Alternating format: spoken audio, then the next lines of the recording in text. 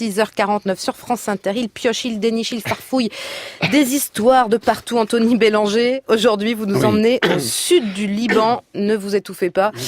Sud du Liban pour une rencontre avec un jeune artiste. Un jeune artiste qui s'appelle Kassem Istanbouli, il a 31 ans.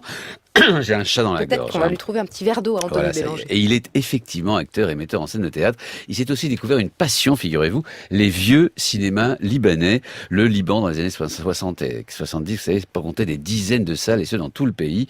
Et même pendant la guerre civile, entre 75 et 90, eh bien, la fréquentation, figurez-vous, n'a pas chuté. Au contraire, les combattants avaient aussi besoin de se distraire. Je l'ai appris à cette occasion. C'est plutôt le retour de la paix, et dans le sud de l'occupation israélienne, parce que notre histoire se passe dans le sud du Liban, qui a eu raison des cinémas libanais.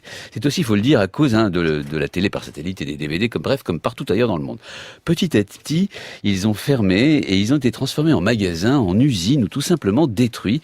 Et c'est là que Kassem intervient. Il a commencé par jeter son dévolu sur 2 cinémas de tir. Le sud de Liban, Anthony, c'est plutôt chiite, non ? Oui, mais avec une forte minorité chrétienne et druze, autrement dit, une très ancienne tradition de cohabitation, vous savez, des religions et des cultures, comme partout ailleurs au Liban d'ailleurs. Donc restaurer et rouvrir un cinéma ou un théâtre dans le sud du Liban n'a pas posé de problème de religieux. Le Rivoli et le Hamra ont donc rouvert, et ce grâce à Kassem en 2014. Alors ces projets sont d'autant plus étonnants qu'il ne fait pas que redonner leur lustre à des salles souvent mythiques.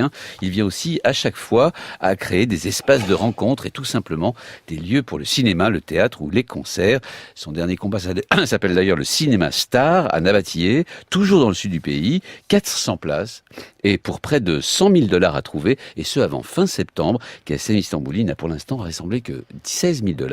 Autrement dit, une course contre la montre est engagée. On sent que ça vous tient à cœur, Anthony. C'est presque un appel au don, là. Oui, parce que je trouve cette histoire belle et le combat de ce jeune homme plutôt émouvant. Alors si les minutes peuvent aider à ça, autant qu'il ne compte pas s'arrêter là.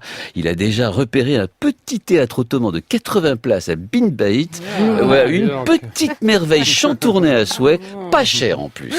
Bon, petite pépite, pour finir, vous nous emmenez au Brésil, opération policière très réussie.